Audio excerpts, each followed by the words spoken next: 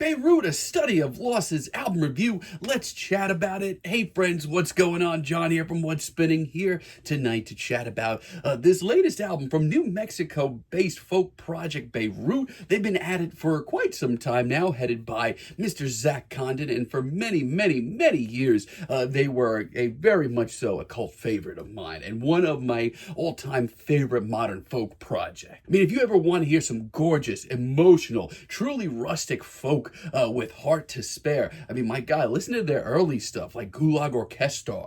The Flying Club Cup as well. I mean, there was just such a feeling of romance and loss and just genuine emotion on these first few records. And for what it's worth, I feel like the Riptide is pretty decent as well. I mean, hell, a couple of my favorite Beirut tracks show up here, like A Candle's Fire and Santa Fe. However, I did start to kind of ease off on the band's music around that time. Not for nothing, the much more cleaner production style of this record did rub me the wrong way a little bit. However, my nightmares only became more of a reality with the No No No record that dropped shortly after. And once again, I found a couple of tracks here that I enjoyed, like the title track and Gibraltar. But with the much more modern production that the band was working with, they went from a truly rustic, a truly old school, and truly emotional folk band to one that kind of just sounded directionless. And I have no idea how 2019's Gallipoli was even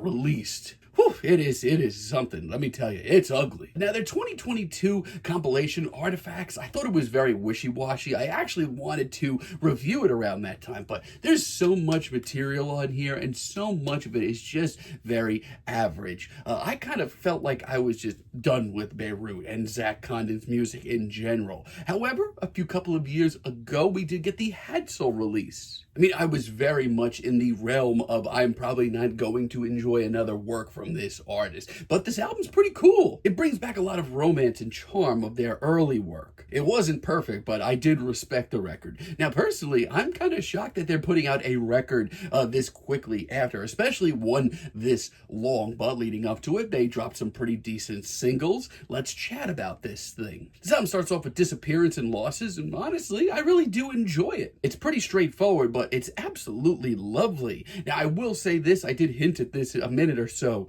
ago. This is a very long record. For my money, I'm pretty sure it's the longest studio record that Beirut have put out. But the warm synths and the warmer atmosphere of this track really do make me ease up to this album's sounds very quickly. I can't really say no to this, not even close. I mean, yeah, it's short and sweet, but man, does it make me feel good. Forest Encyclopedia, on the other hand, really kicks this album into its next gear. The warm rhythms, the kaleidoscopic synths on display, all of this is so groovy and new sounding for Beirut, but not too far off from their original sound somehow. There is so much wonder and love on display here, and Zach Condon's vocals just sound like they've just awakened from a really long nap in the best way. And I feel like a lot of this album just shows Beirut taking things back to a much simpler time, but in the best way. This brings back the early mystique of the band's music that I was so addicted to. This track is just haunting. A lot of this album is. It also has that stripped down rustic quality that I fell in love with years ago. Bellissima. Oceanus Procellarum is also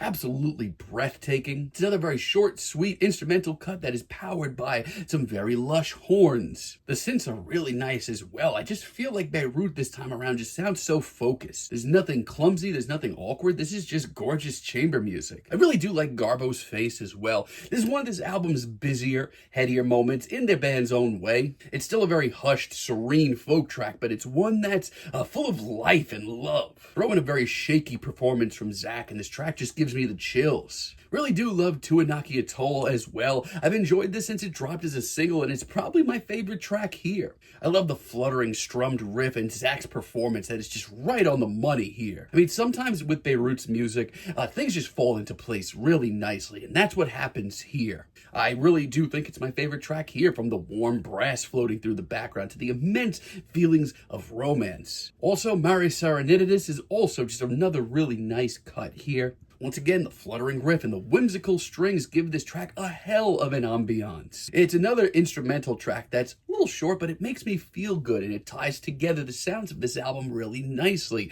Pound for pound, I mean, this is easily some of the most genuinely beautiful work that Beirut has put to tape in ages. However, this album is almost an hour and 18 tracks. It's a mighty long record from the band, and some of the ideas here, they don't pan out. Take, for example, Villa Sacchetti. I feel like this is the least impressive single leading up to this record. Zach's performance here is still very heartfelt, very straightforward. That's all fine and dandy. But it's also a little too straightforward as a track for me. This track sounds halfway through a lullaby and a Christmas carol. It just doesn't have the authenticity of other tracks here. Honestly, I think it's the worst one here. Mare Crisium, on the other hand, this one's just a little too straightforward for me once again. I mean, is there anything particularly wrong with this track? Maybe not, but it does deal with a lot of the same sounds of the record. You can argue that it has a place. But compared to some of the other instrumental cuts here, this sounds so phoned in. This sounds like a sample of like a movie soundtrack. A lot of the same feelings on Mare Imbrium as well. Once again, it's very serene, very warm, shows Beirut focusing on an atmosphere.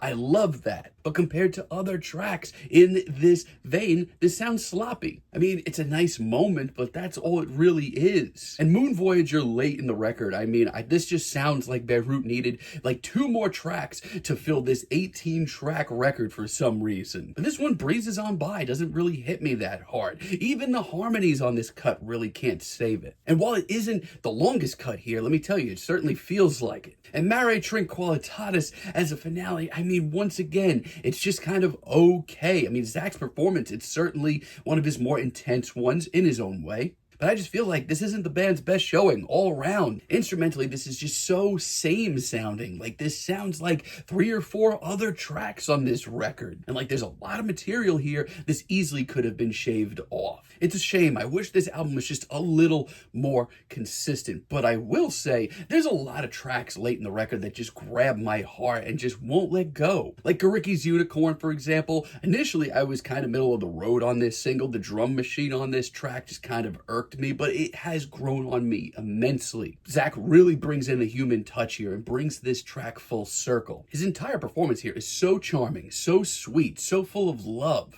All the feelings that you usually get in Beirut's music show up here, and it's beautiful. Mare Humorum, on the other hand, is one of this record's most chilling moments. I love the drearier, more haunting sounds of this track. I mean, Zach here sounds like some long-dead specter looking for his lost loved one. In the best way. Throw in some colorful strings, brass, and a very sweet, fluttering atmosphere. It's a hell of a track. Really love Sappho's poems as well. It's one of the most pensive and hushed tracks here. I mean, we just get Zach and some synths, which on paper sounds eh.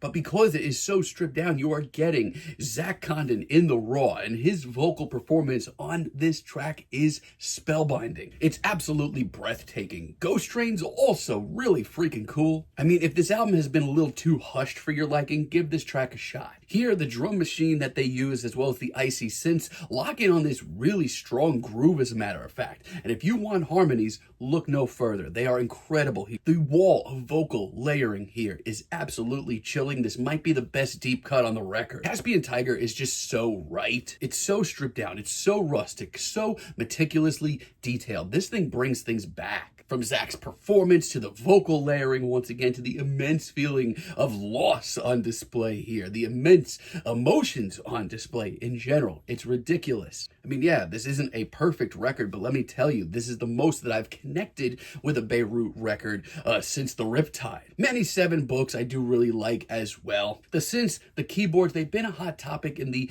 Beirut fan community for a while, but then I hear a track like this and they've grown so much with it. There is a warm rhythm here, once again, that complements Zach's vocals perfectly. It's so formless, it's so interesting, and it's so incredibly effective. Mare Nectaris is also really freaking cool. The swelling, kaleidoscopic synths that we get here, this is something new. It honestly makes for an atmosphere that I haven't heard from Beirut just yet.